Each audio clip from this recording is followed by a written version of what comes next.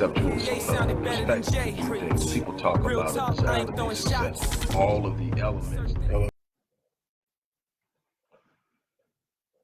Hello, everybody. Dr. Rick Wallace here. I hope that you guys are having a good start to your day. Those of you who are already up and moving about or already into your work day, whatever that may be, I hope that everything is getting off to a good start. Look, we're going to do things a little different today. I'm going to share something with you up front real quickly that'll hopefully give you some insight to how you can create some massive changes in the results that you've been getting with just 5 focal points.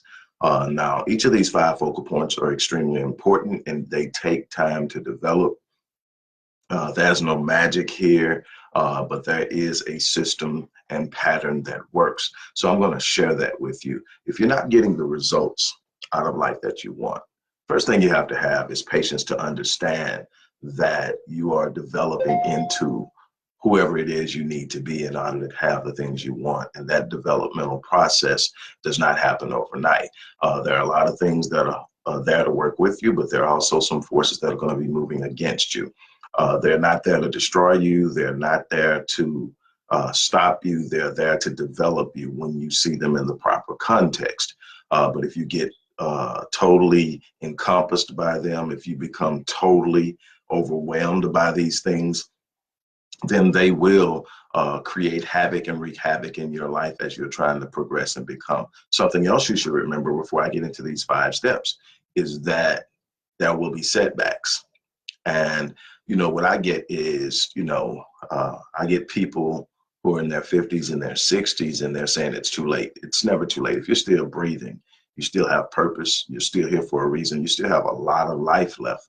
Live life as if it's a crazy balance. On one hand, you need to create the urgency to live life as if every moment is your last. But when you are deciding to take the next step, you must look forward and determine that until I breathe my last breath, I have a whole life to live. Stop thinking of 50 and 60 as the time you start your decline, because that's not natural. That is something that we've created, and we start to believe it, and our beliefs start to impact how we start to feel a little creaking and creeping in our bones. We start to feel some decline in our cognitive awareness, and we start to say, well, I'm getting older. We see some gray popping up, and we start to say we're getting old. We need to be aware of what we're eating. We need to be aware of what we're thinking. We need to be aware of what we're speaking about ourselves, because that has a massive impact on how we age chronologically. You can age chronologically and not age mentally, spiritually, emotionally, and physically when you know how to address issues. We stress ourselves to an early grave. We worry ourselves to an early grave because we don't know how to properly contextualize or frame the things that we're dealing with. We're built for everything that we face, but we get to it and we allow worry, stress, anxiety to come in. And all of us have been guilty at it at some point. The thing is, you want to get to a point to where that doesn't happen often. You want to get to a point that when you feel it happening, you have the capacity within you to take control of it. Now, with that being said, I'm going to get into what I want to talk to. And then at the end, I tell you, we're going to do it a little differently today. At the end of this, I'm going to share something with you that is immensely important to me, and I hope that you guys stick around for it. All right, look, step number 1 into creating unbelievable results. The results that you're actually desiring for your life. It's not a hit or miss, or maybe I hit the lotto in my dreams for my life, and maybe I don't. It's if I do the things that I have to do, if I line it up, if I discover the pattern for success in the thing I want to do, and I follow that pattern, I will succeed. It's that simple. If I find out what I need to do to develop wealth, and I follow that pattern and I stick to it and I make the sacrifices in time, I will. It depends on where I'm starting from. It depends on how much I have to learn and how much I'm willing to put into it and how much I'm willing to sacrifice. A lot of the things that we have that are inhibitors are things we refuse to give up. And the one thing that I can tell you is that, like, when I think about climbing, or ascending in life, I look at rock climbers. And I've studied them, and to me it's amazing because I have a real aversion to heights. You know, I deal with it, but I don't like it. But the thing is to watch them and how they move. You know, the one thing I notice is that in order to ascend, you must let go of a hold that you have that is seemingly solid, found and solid and foundational and safe. You must let go of it, and when you let go of it, you don't have a complete solid grip on your position. You're releasing something to gain something greater, and there's a risk involved. Most people won't take it. Most people will sit right there just frozen and gripped and tight, and nothing can come in, no real progression, you know, and the longer that you stand there, the greater the risk of you actually declining, but you won't let go. That's what you got to do. But the first thing that you have to do is believe. Belief is at the core of everything. If you've heard me say it once, you've heard me say it a million times.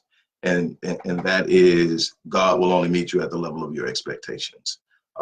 Depending on what your faith base is, you know, God, the universe, life, I don't care what you call the force that you see as the dominant controlling force of the universe.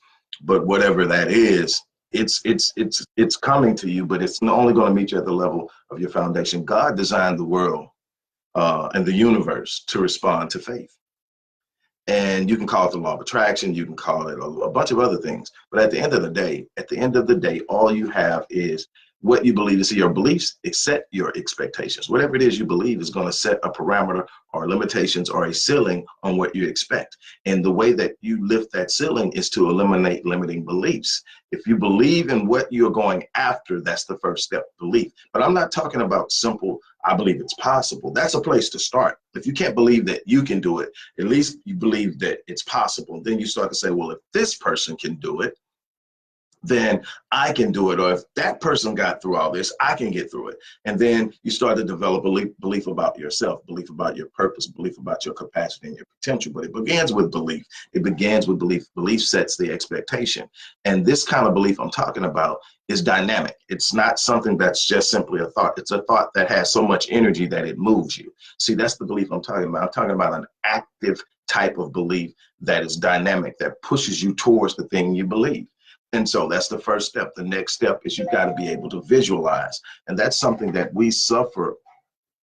That's something we suffer about consistently.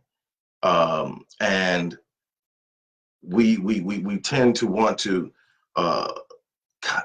take what we have. It's easier to see where you're at than to visualize where you're going. But see, the thing is, God created us with the capacity to do so. It's called an imagination.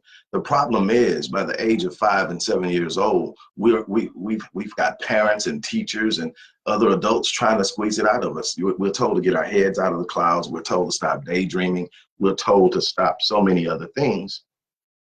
And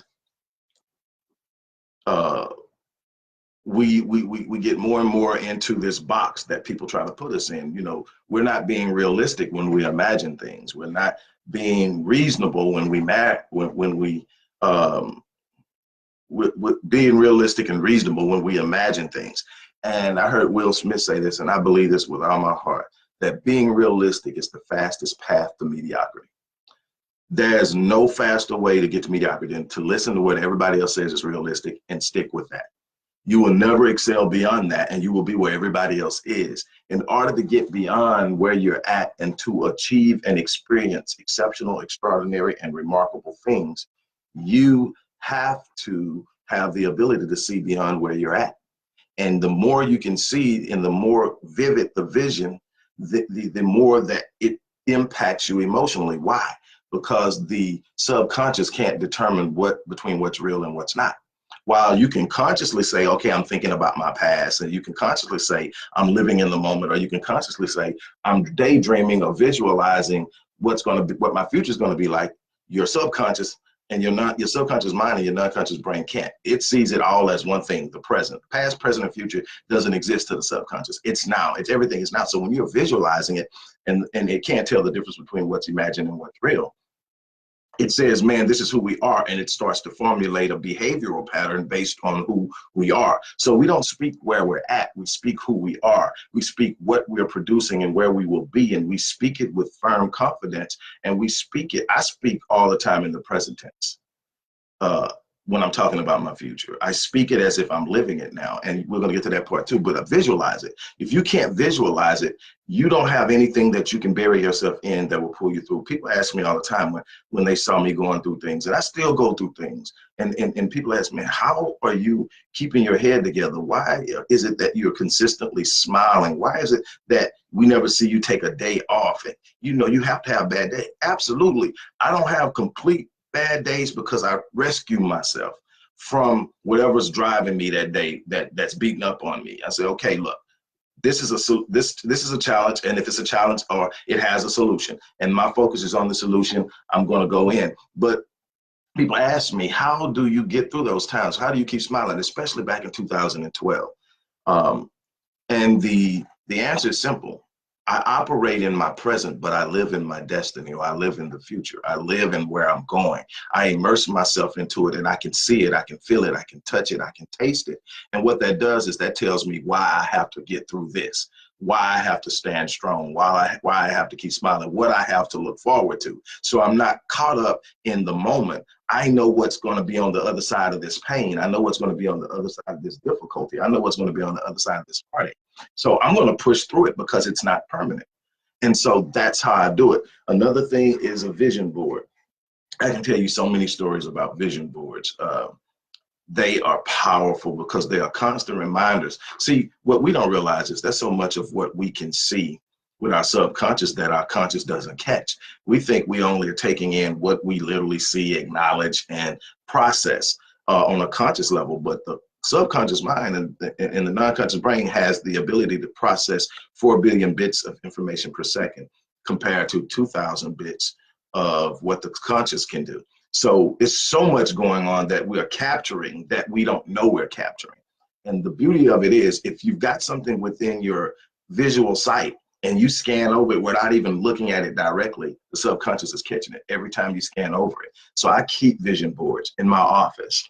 I keep reminders in my restroom. I keep, just places that I'm going to be there as reminders of where I'm going and what I'm fighting for and what's working. And then, every now and then I look and I say, okay, when I first posted this, it was this date.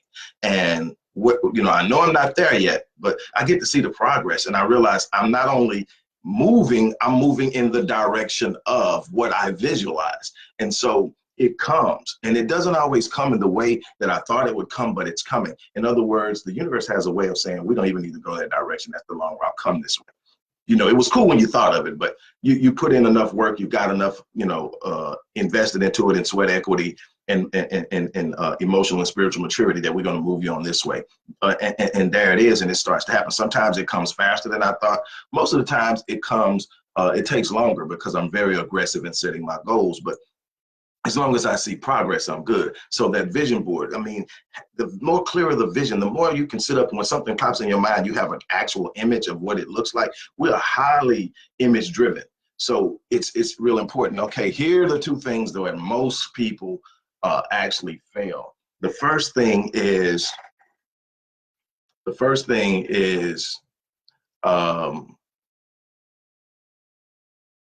act like when you establish something, say you should declare a thing and it should be established. Once you establish it by declaring it, then start to act like you already have it. Remember, the subconscious mind cannot determine or distinguish between what is imagined and what is real. Start acting like you have it. I see kids with this all the time. I see kids behaving and acting in a certain way. If you don't watch them, they'll pick up the personality of what they're acting out, and it carries on beyond the acting period. Why? Because at that time, especially in life, they're in theta. So everything is highly suggested. The more they sit up and tell themselves who they are, the more they become it. And the thing is, that's why kids who go through trauma are so easily able to create these alternative realities that allow them to escape, because they still have their imagination, they still have the ability to create alternate realities in order to cope. But the thing is, you can literally take an alternate reality and focus on it hard enough and make it your reality, it's called creation. God designed us to that. That's what it means when it says we're made in the image of God. Not we look like God, but we perform like God. When we understand who we are and the power we have, we act so weak, we act so timid, we act so at distance and at effect. We never see ourselves at cause. See, life is about cause and effect. When you get a result, something caused it. And what we tend to see is the results and take on the effect, and we let go and give the cause or the power of cause, creating cause, to other people in our lives, other situations in our lives. Things in the past are causing the realities we have now because we don't take control of them. That's what you got to do. You got to get at cause. You got to be at cause. You got to determine, I'm going to be doing the things, thinking the things, saying the things that are going to create my reality moving forward. I am going to declare and establish the things that I'm going to live moving forward. Now, I'm going to face some adversity. I'm going to go through some things. There are going to be some difficult moments, but I'm going to make it.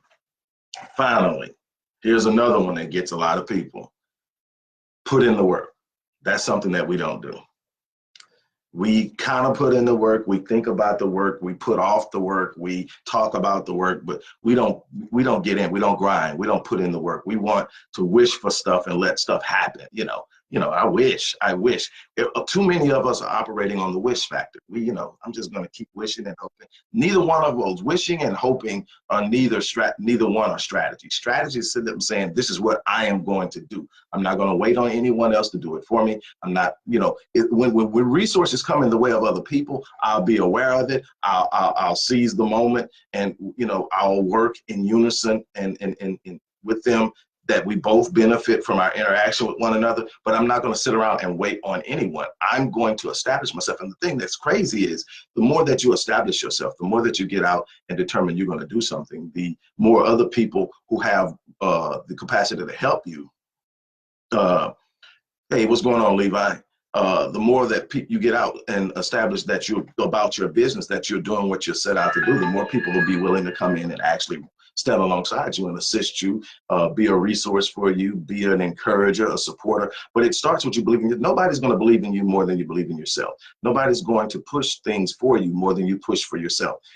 That's it. So you got to believe, you got to visualize, you got to have a visual point where you can look and see the things that you're fighting for, a vision board, so to speak. You need to act as if you already have it. Hello, Suzette. You got to act as if you already have it. And finally, you've got to do the work. Okay, that's it for that. I want you to always focus on that. I got something that I want to share with you guys that's immensely important to me, and I want you guys to help me with this. Those of you know that outside of the Visionetics Institute, Myriad Business Solutions, the Odyssey Media Group, Master Fitness 21, that a huge part of my passion is working within the community, the Black community, to help us right our ship, to help us become stronger, better, more effective, to help us close the wealth gap, to help us holistically educate our kids, to deal with the violence in the community, to deal with the distance between the Black man and the Black woman. There's so many things going on in our community, and I cover all of this in my book, Born in Captivity, Psychopathology as a Legacy of Slavery. I cover all of this. But one of the things that I've been extremely passionate about is addressing our men, challenging our men to stand up and rise up and be everything that they can possibly be. And that is important to me. One thing that I learned in doing my research over the years is that there are a couple of factors that influence whether or not a young Black male is going to be prone to violence. And one obviously is the presence of a man who is actively and effectively modeling the correct model for Black manhood. We have 1.5 million Black men missing. Predominantly, a large portion of those are in prison. I think something like close to 900,000 are in prisons. We're dealing with other things like mental health issues. We're dealing with all of that stuff that has pulled 1.5 million Black men out of active engagement in the community and in the home. That creates a problem right now. We say the statistics are somewhere around 25% of Black kids now that are born in 2018 are born into a two-parent household, which is almost the flip of what it was in 1960. I'm gonna say it's probably 72% single parent households in the Black community. And the vast majority of those are filled with women. And there's an absence of masculinity in the home. And what that leads to is the failure to model proper masculinity, proper manhood. So that's called socialization. That's called modeling and socialization. It's training up a child on what they should be and the responsibilities that goes along with being that at an early age. All groups have some form of it, and most of them call it a rite of passage in the proper training. Most of it is done in the home, but the village participates, no matter how upscale the village is. The village is the community, but it participates. We don't have that. So I came up with Black Man Lead. Black Man Lead is a rite of passage initiative, but it goes beyond training kids from 4 to 13. The ages go from 4 to 30. Why? Because we have kids out there who were not properly racially socialized as males. And now, don't get me wrong, I love the fact that I married a woman that's working with the girls. So we are also dealing with the girls as well, with ghettos, restoring the ghetto's forgotten daughters. And that's what my wife is doing. But what I'm doing, and I work with her on that, and she works with me, when it comes to the boys. But here's the thing. I designed a program that's a rite of passage program that trains young men the responsibilities of manhood, with the number one rule on our list of rules is being to always respect, cover, and protect the Black woman, no matter what age. That they are taught that as they begin to physically mature and become distinctively stronger than their female counterparts, that physical strength and the emotional and natural mental aggression that they achieve as they grow stronger, that aggression isn't meant to aim at our Black women or our children or our elderly. It's meant to be a protective mechanism. It makes you ready to stand guard at the gate and defend those in your periphery, the children, the women, the elderly. That's what it's meant for. It's not meant as a weapon against your own. It's meant as a defensive mechanism to ensure no one moves against yours. And so we teach them that, and we teach them so much more about financial responsibility, about being a provider and what that means, and how we're going to do it together. And yesterday I'm a lot more emotional right now today than I normally am, and I get that way, and I have no problem with that. It's a part of my masculinity. It means that I care. And I was watching this story, and it's about this dude that at 13 years old went on a mission to get some money to go to the carnival with a friend. And they started out asking people to cut their yard, and they wasn't getting any leeway. And they ended up frustrated and pushing into a home and killing 2 elderly women.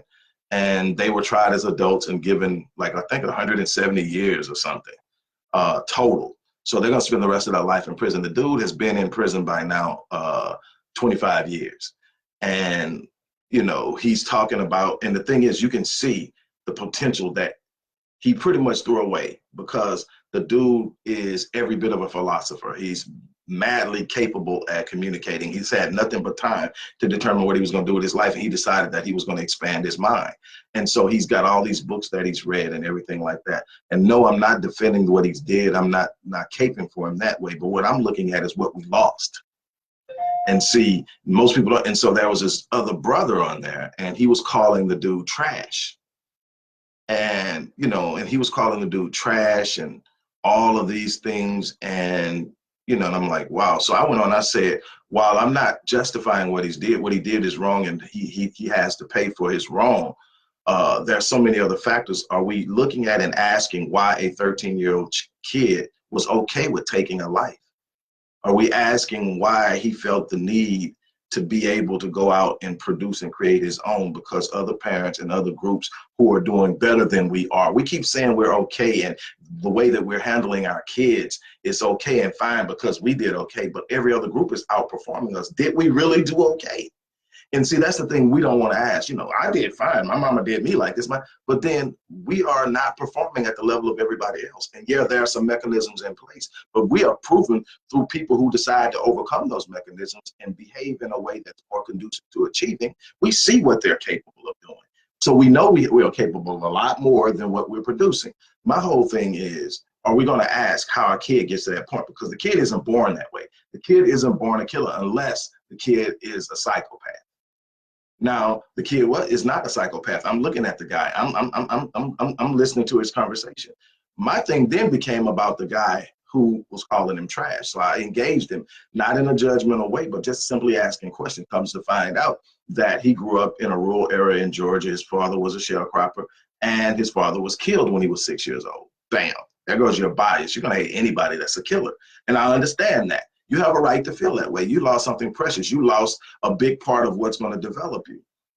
And so I went to his page, which I always do. If somebody's going to engage me, I want to kind of get an idea of who I'm dealing with. So I went, and it wasn't long before I understood why he feels that way. And I'm not going to get into it because I'm not going to judge him now. But it's obvious that in the direction he's taking, that he doesn't see our kids with the value I do. And that bothered me. And then I look, and we are trying to work, but we have so far to go. And so what I'm doing now is we're just trying to get things moving forward. Me and some of the guys that I've worked with in the past that are actually boots on the ground, we are now in the process of creating the mentoring arm of what we're doing. And each one of them are going to use their own reach in the community and everything to help facilitate this. But we're going to be calling on Black men to come forth. And a lot of them we're going to have to train. We're going to do background checks. So that we know we're not bringing, and we're not looking for people who have records. We're looking for people who have records of violence and sexual misconduct. So we're looking for men who can come in and touch the lives of these young boys, and we're going to be training them. We're going to be still doing the rite of passage part of the program. And so I'm excited about that. Today is a day that I've chosen that I'm actually going to put a lot of energy and effort in raising the funds we need to make this program national. I'm not asking for a whole lot today. I just want to prove that it's possible because I've been trying to do this as far as fund programs in the Black community for 15 years, and I've raised $7,000 in 15 years. I've just decided, hey, look, I'm going to do whatever I got to do to make it happen, and it gets done. But it would be so much easier if we were funding what we need to fund to make us better. And so today, the goal is $1,000. That's it. The link to support the Black Man Lead Rite of Passage Initiative is a part of this video. It's in at least one place in this video. You can either click the link and go to the site and give, or you can send it through the organization's Cash App. I was told I needed a Cash App because that's how people get down now. Nobody wants to click the link anymore and go to another site. They just want to be able to say, what's your Cash App? I think you call it a handle. What's your Cash App handle? I'm like, okay, that's how y'all get down. I'm gonna catch up with you. And so the Cash App handle is in there, and the link to the Black Man Lead page where you can go and read up on what the Black Man Lead Rite of Passage Initiative is. And that is something I'm asking. $1,000 in a day, man. I mean, I looked at Darren Wilson got something like $10,000 in the first day they opened this fundraising campaign for killing Mike Brown. I mean, I look at how other people get on code, even when they don't agree with the person done. There's a code that says, because you are part of who we are, we're going to look out for you until you become a danger. I mean, look at Amber Geiger shooting that brother in his own apartment, Mr. John, and what happened? They went to the hill to protect her until they realized, oh man, you just really just opened up. There's no way we can sit up and defend you on this. You're on your own. And then they threw her out. But the first part, everybody was coming, and we don't have that. And my thing is, there's something that brother, even after 25 years in prison and that horrific crime he committed at age 13, that's something he has to give to the Black community. And I think he's ready. But my thing is, as long as we've got other brothers that could be a mentor in the Black community calling Black boys trash. Because see, the man that you see in front of you didn't commit that crime, a 13-year-old did. And if you're not going to ask yourself what drove a 13-year-old kid to do something so heinous, you're not ready to engage the problem. You only see the problem. You only want to judge people based off of what's presented to you and not answer the fact. We failed that kid who's now a man. We failed him as a collective because we wouldn't invest in him. We won't invest in our girls either. My wife catches hell she works with kids in TYC who have already got caught up in the system and are locked up until whatever age and before they're released. She works with girls in the school district. She also works with girls that come to her, brought to her one-on-one, and she works with young women. primarily ages 35 and down. And yet, if it calls for, I mean, we're not supporting it. We're just out there doing it, and we're absorbing the costs. And so, no matter how willing we are to absorb the cost, at some point, it's not sufficient to do what could be done. And Christmas is coming up, and everybody's going to be spending. There's going to be a lot of toys. But how much mental health is going to be engaged? How much worry? How much preparedness? How much of what we really need to be doing for our kids is going to be done? The toys are great. Kids want to have fun, and I'm all for kids having fun.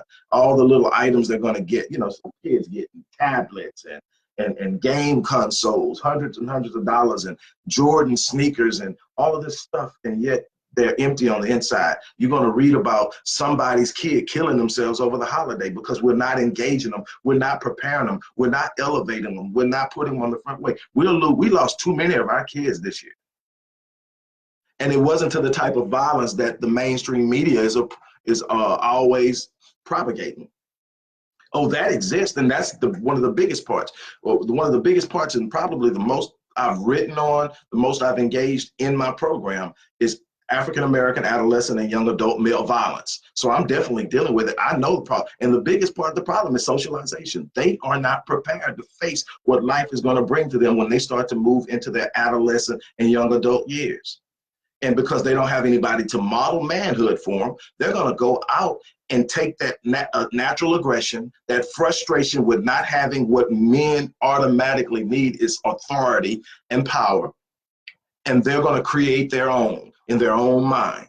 They're going to defend what they believe the most important thing in the world is to them, respect, to the death. And it's our fault because we are not modeling it for them. We have lost 1.5 and we're going to lose more if we don't get this taken care of. So with that said, I'm asking you to be a part of, look, I said, to me, 1,000 is simply a drop in the bucket of what we really need. But to me, it will tell me that at least there are enough people out there that care about what we're trying to do to make me feel, maybe there's something better tomorrow. Because right now, everything that's being done is coming primarily from me. And, that takes a lot out of what's going on. I'm a man trying to build wealth for my family. I'm trying to make sure that my grandkids are going to be okay and that my kids and their kids are going to be able to pursue the things they want in life without having to go into debt and all that stuff like that at the same time. I'm funding programs that are not cheap. And so my thing is, and I'm not the only one. Every brother that I'm going to be working with to bring this mentorship program is in a situation where they're doing more than what they have resources to do. Whether it's feeding the homeless, whether it's creating school and educational programs for youth, community cleanup projects. One, works as a teacher and works with young men, but he's trying to reach and get in and be a model for these kids at another level. And none of them are getting the funding that they deserve for the work they're doing. And these are all young brothers that, I've taken under my wing, so to speak, that have looked to me. And like just them looking to me drives me because I see the responsibility in that. And, I'm talking about I'm looking at people that I love and seeing them trying to make things happen. And it's not easy. I don't know anybody that's boots on the ground that has what they need. Now, all these big names that you can just call them out, they're getting all the funding, but I never see them out there. And I've had the opportunity to work with people in St. Louis, in Ferguson, in the Chi, in Florida, in Georgia, in Delaware. Oh my God, and in all of these places, and obviously Dallas and Houston, and yet none of them that are actually boots on the ground has got major funding. None. Everybody's trying to make it happen the best way they can. Now, if you get some groups, get your 501(c) and pump it up, get advertisers, get you some backing from the other side. Oh, you get all kind of stuff, but none of that stuff finds its way into the hood. I promise you it doesn't. Because if it found its way into the hood, me and my partner, Michael Jordan, wouldn't be sitting up looking at an entire community of kids that go to a school in the south side of Houston, living in an abandoned apartment building, squatting, no running water, no electricity, and their parents are sending them to school. How much do you think a kid is going to learn when he know when he gets home there's not going to be any lights, electricity? How much is his mind focused on what he's trying to learn or what she's trying to learn? This is actually happening in my hometown. And there are people who want to do something about it, but no funding. Yeah, let me get off of here. I got to get out of here, but support. I'm asking for your support. Share this, give. It doesn't matter what you give, but give. With that being said, I got to go. Thanks. You have a great day.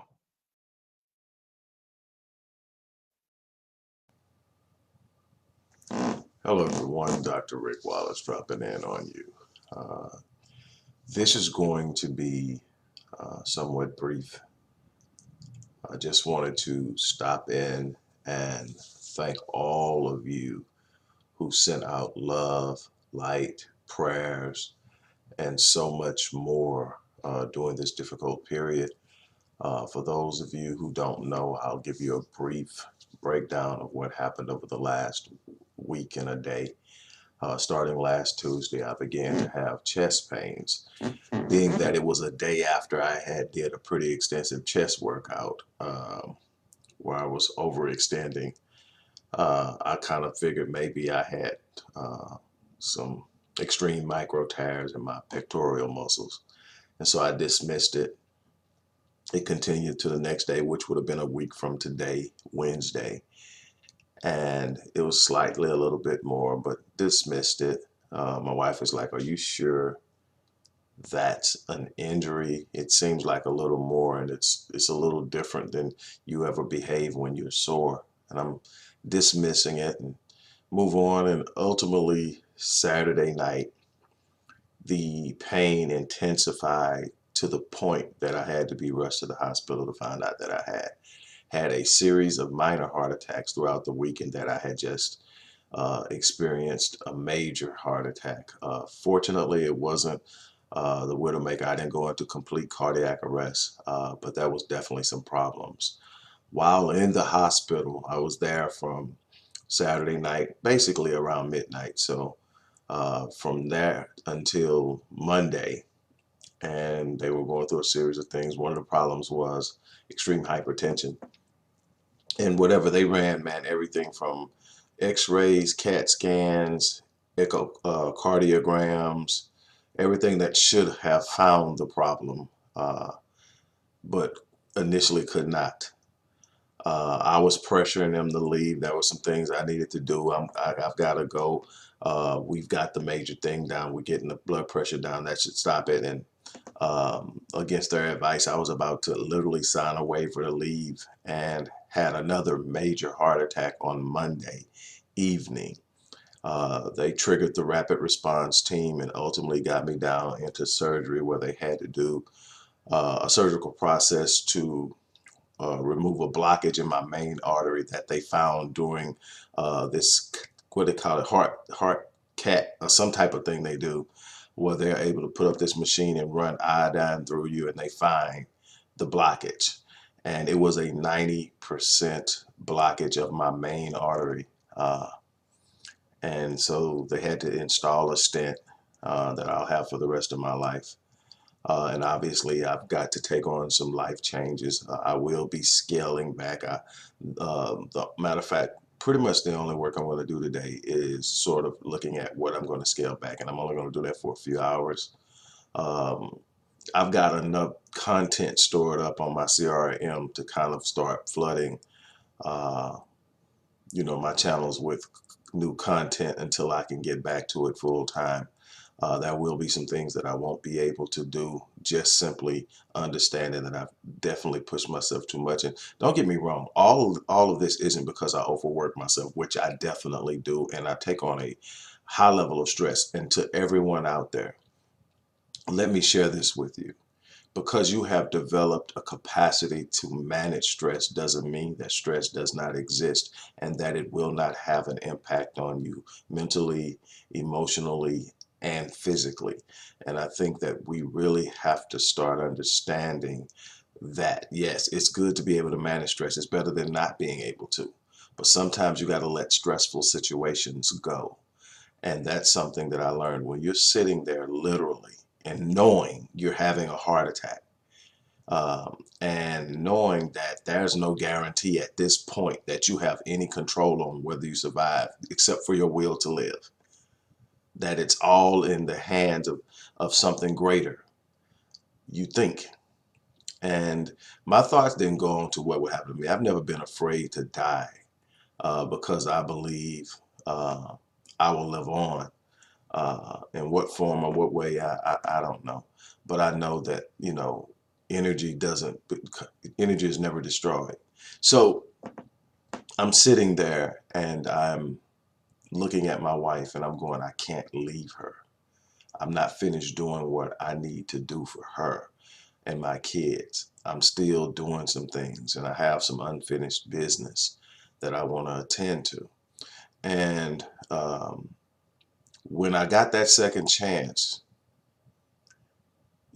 it really, really resonated with me that I have to take care of me to be able to do anything else. Someone that I spoke with during this period told, and this is before the second, the second major heart attack, because there was a series of smaller, what they call mini heart attacks that happened up until Saturday.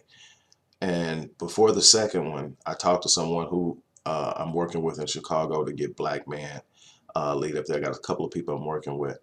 And she told me something that made a whole lot of sense. You're at a point now to where you're maxed out. You're going to have to learn how to replicate yourself. And what she meant by that is I need to train people and teach people what I do. Uh, People with the same passion, people with the same yearning. I need to open up myself and train more people and let them do a lot of what I'm trying to do on my own. And that's going to be something that'll be a part of the process. There are going to be a lot of things that are on the deck that simply produce nothing but stress. While they have good intentions, they take up time and they produce stress. And I'm going to have to set them down. Maybe I can find some other people who have the energy and the time, but I can only do so much. And my goal is to be here for my family for years to come.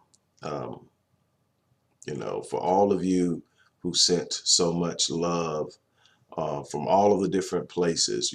I had people stop by my hotel, my hospital room, um, to Bishop Victor Anderson, his lovely wife, Erica Anderson, who just happened to be in town visiting, to come by and share and sit down and literally talk and pray with me was intensely important. To my sisters that stopped by, everyone else who checked on me.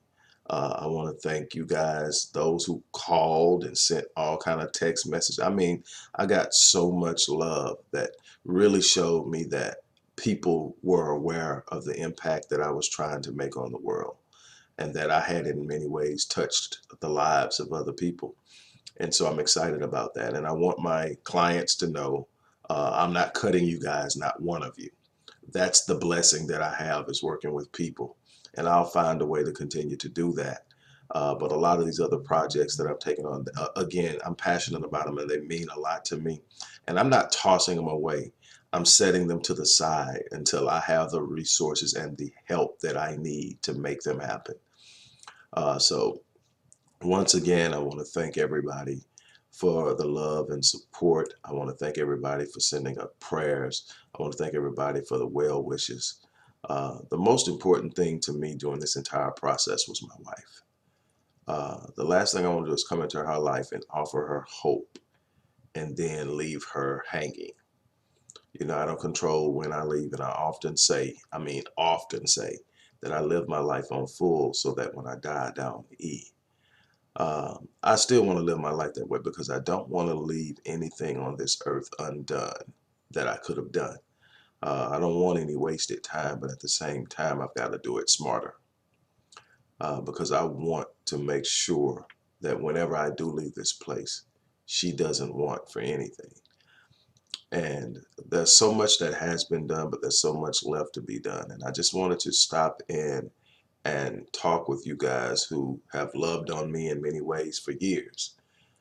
Some of you, we've had our back and forths on different topics, and we've done it respectfully because we know how to love on one another and disagree, or as Dr. King put it, be disagreeable without being violently or disrespectfully disagreeable. And I've enjoyed it all, and I still plan on being here. You'll see a little less of me over the next few days as I still reacclimate myself and regain my strength. I've been through a lot. I'm surprised that I'm able to come home. And the doctors, a couple of things that the doctors told me. Number one is, if I didn't have a background years ago though, but if I did have a background as an athlete, I probably wouldn't be standing. That first, after the series of small heart attacks, that first major one would have took me out before I got to the hospital.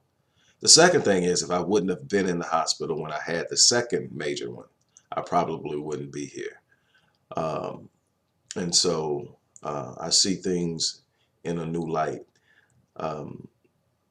The thing is, there's so much to be done, and I want to be a part of getting as much done for my people as I can, getting as much done with helping people uh, be better, a better version of themselves through the Visionetics Institute, helping my people in my in our communities through the Odyssey Project. And I'll definitely be doing a lot more work through my company, Master Fitness 21.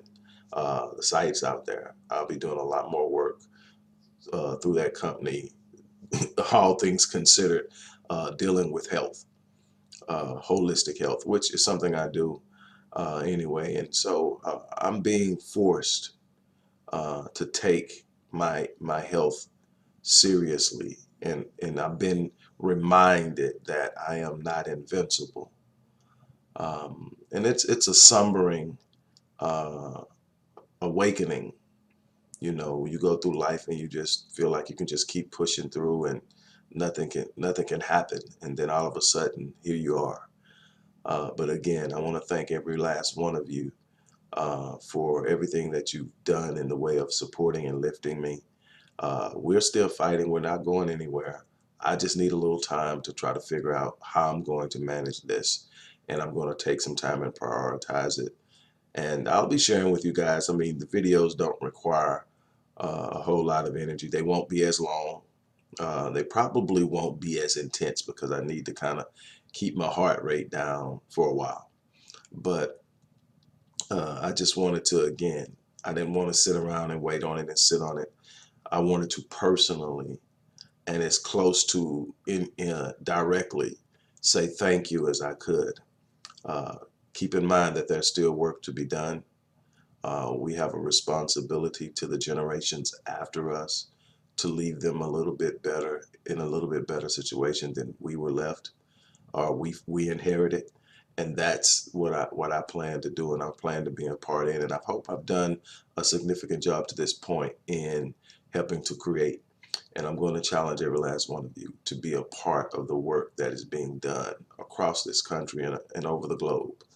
And on that note, I'm going to leave this place or this video, and I'm going to check out, take some time to relax again, and then I'll sit down and maybe spend an hour or two organizing my thoughts and seeing where we're going to go from here with all the things I do. You got to think, there's the Odyssey Project, there's Odyssey Media Group and Publishing, there is the Visionetics Institute, there's Myriad Business Solutions, there's Master Fitness 21, and those are the major things that I do business-wise that I'm responsible for. Then there are all of the other things that I do within each one of those entities. And so there's a lot happening, and there's more than that, but those are the ones that are doing the most and require the most of my time. So there's a lot going on. Well, anyway, I'm going to take my time and I'm going to move back in it, and I'm going to wish you the best. Thank you once again, and I'm going to get off of here. You guys have an unbelievable week, and I will see you soon.